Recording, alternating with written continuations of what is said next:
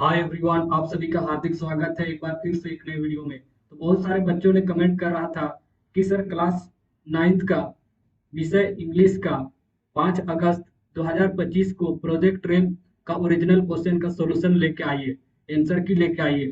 तो तुम्हारे डिमांड पे हाजिर है। जैसा कि तुम नीचे यहाँ पे डेट देख सकते हो, कितना डेट है, 5 अगस्त 2025। तो ओरिजिनल क्वेश्चन का सॉल्यूशन करने वाले हैं, आंसर की देखने वाले हैं। तो आइए शुरू करते हैं। इससे पहले अगर तुम इस चैनल पे नए हो तो चैनल को सब्सक्राइब कर दो, क्योंकि इस चैनल पे तुम्हें सबसे पहले प्रोजेक्ट रेल का आंसर की देखने मिलेगा। तो आइए शुरू करते हैं। तो यहाँ पे पहला क्वेश्चन पूछा गया है, why did Keziah avoid his father? Option A, he wanted to surprise him. Option B, she wanted to check him. Option C, she wanted to play hide and seek. Option D, she was afraid of him. तो इसका right answer हो जाएगा option D, she was afraid of him.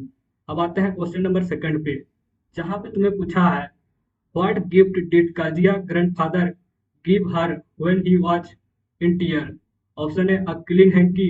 Option B, a chocolate. Option C, an ice cream. Option D, a toy. तो इसका right answer हो जाएगा option a clean hanky. अब आते हैं क्वेश्चन नंबर 3 पे, जहां पे तुम्हें पूछा है, in the line you tore the page of book, who is the you referring to?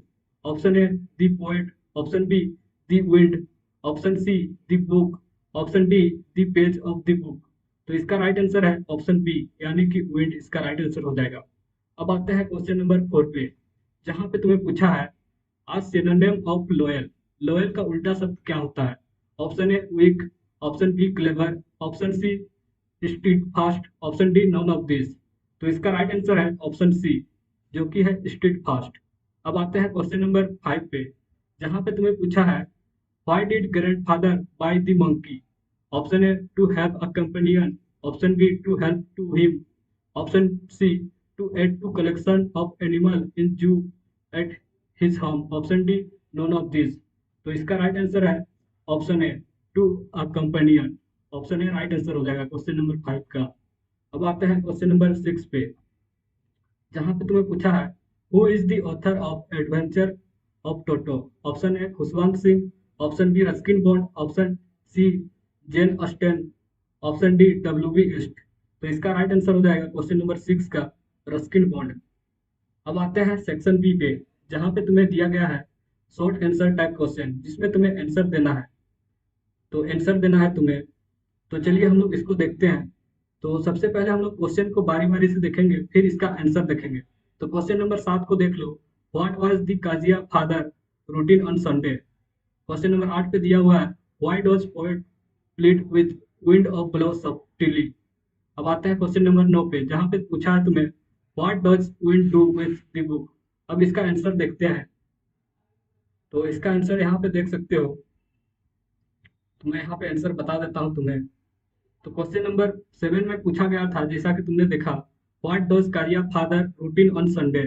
तो इसका आंसर है, on Sunday Kezia father would stretch out of on sofa, put his handkerchief over his face, put his feet on one of the best cushions and sleep soundly। अब आते हैं question number 8 पे, जहां पे तुम्हें पूछा गया है, why does poet plead with wind to blow softly? तो इसका आंसर हो जाएगा, जैसा कि तुम देख सकते हो, the poet pleads with wind to blow softly because when it blow violently it cause destruction, it break the shutters of window, scatter paper, throw down books from shelf and tear the page of book। तो यहाँ पे तुम्हारा question number 8 का answer समाप्त होता है। अब चलते हैं क्वेश्चन नंबर 9 का answer, what does the wind do with the book? तो इसका राइट आंसर है, when wind blow strongly it throw down the book from shelf and tear the pages. अब आते हैं क्वेश्चन नंबर 10 पे, जिसका आंसर होगा, why couldn't toto and Nana become friends? तो इसका राइट आंसर होगा, टोटो and Nana couldn't become friends because toto was very mischievous and would often annoy Nana.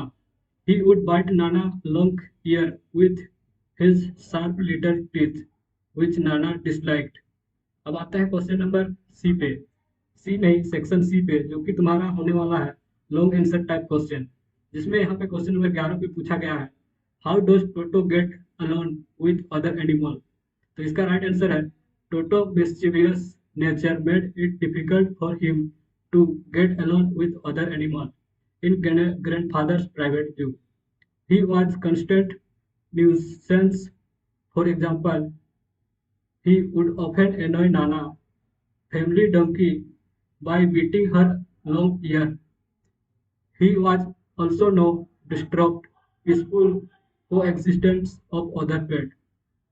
When grandfather brought Toto home, he initially kept him a secret closest where pet tortoise, a pair of squirrels, a pet of goat-lipped. Toto presents created chose.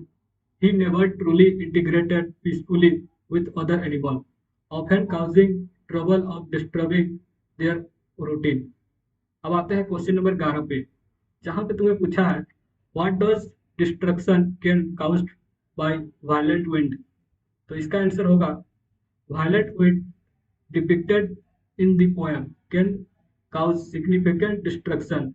It's personified destructive force that of point 1 पे लिखोगे break the shutters of window, point 2 पे लिखोगे scattered paper everywhere, point 3 पे लिखोगे throw down the book from shelves, point 4 पे लिखोगे tear the page of book, point 5 पे लिखोगे ब्रिंग रेन। अगर वीडियो पसंद आया और इसी तरह के वीडियो सबसे पहले पाना चाहते हो तो इस चैनल को सब्सक्राइब करो और वीडियो को लाइक कर दो और दोस्तों के साथ शेयर करो, और मिलते हैं एक और नए वीडियो के साथ।